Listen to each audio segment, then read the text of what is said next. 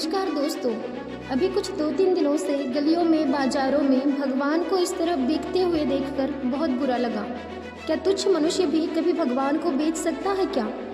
और बेचने की बात तो बाद में है, क्या मनुष्य भी कभी भगवान को बना सकता है? बड़ी विडंबना है, जिस ईश्वर ने हमको बनाया, आज हम अपने स्वार्थ और अज्ञानता से उसको ही बनाकर गली गली में बेचने लगे हैं।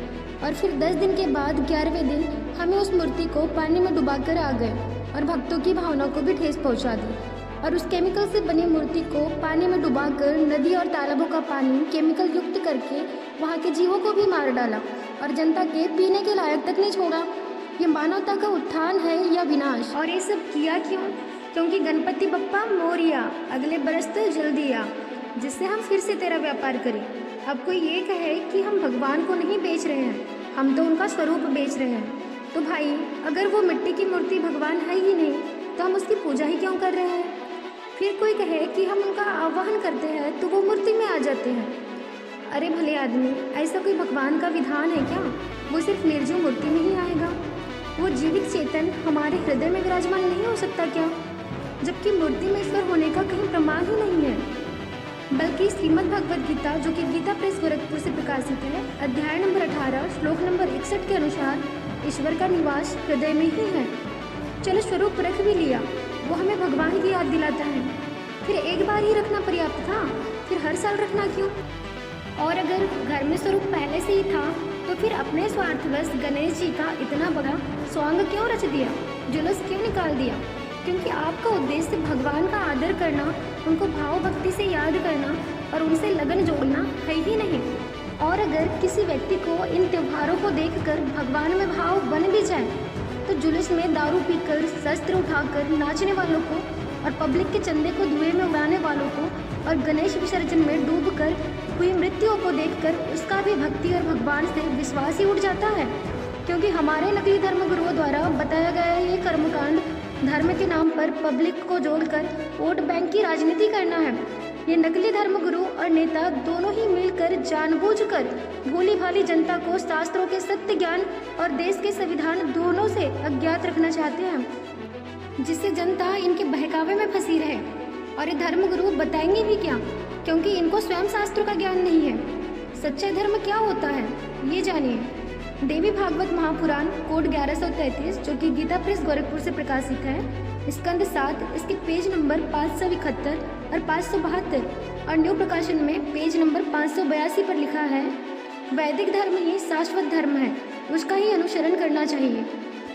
और वेदों में कहीं भी इस प्रकार स्वयं ही गणेश जी की मिट्टी की मूर्ति बनाकर और इस प्रकार उनका स्वांग बनाकर जुलूस निकालने का, मूर्ति बैठाने का और उनको पानी में डुबाकर भक्त की भावनाएं ठेस पहुंचाने का कहीं भी नहीं लिखा है।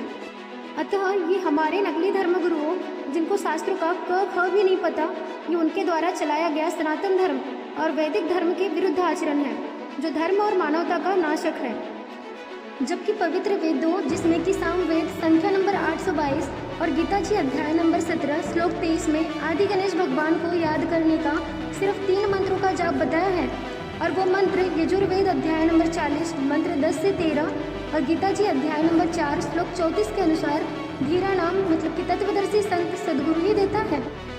और गरीबदास जी महाराज जी अपनी वाणी में कहते हैं, गरीब अनंत कोटि ब्रह्मांड का एक रति नहीं बहार, सदगुरु पुरुष कबीर है ये कुल के सृजनहार। वो सदगुरु कबीर परमेश्वर जी ही है और वो अपनी वाणी में उन वेदों वाले 3 मंत्रों को जाप करने की विधि से उस आदि गणेश को मनाते हैं। और संत गरीबदास जी महाराज जी अपनी वाणी में कहते हैं, गरीब आदि गणेश मनाओ, गणनायक देवन देवा, चरण कमल लोलाओ, आदि अंत करु सेवा।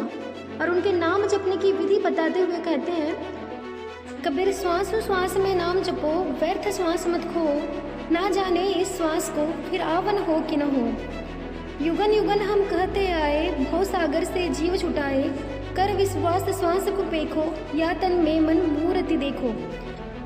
सदगुरु कबीर परमेश्वर जी बोल रहे हैं कि हमने युगों युगों में ज्ञान कहकर जीवों को भवसागर से पार किया है और उन जीवों ने पूर्ण परमेश्वर आदि गणेश जी का नाम श्वासों से जपकर मन में ही उनकी मूर्ति को देख लिया है। क्योंकि सभी संतों ने यही बोला है, जीवन सफल होगा रे बंदे, मन में राम बसा ले। फिर हमें ईश्वर की मूर्ति बनाकर स्वांग करने और फिर उसे डुबाने के वेद शास्त्र सनातनी विरुद्ध आचरण की आवश्यकता ही नहीं, क्योंकि हमारे मन में ही परमेश्वर की मूर्ति स्थापित हो जाएगी। तो आइए हम सब इस गणेश पूजन के पावन पर्व पर संत रामपाल जी महाराज जी से आदि गणेश पूर्ण परमेश्वर की 3 मंत्रों की साधना प्राप्त करें और अपना जीवन सफल करें।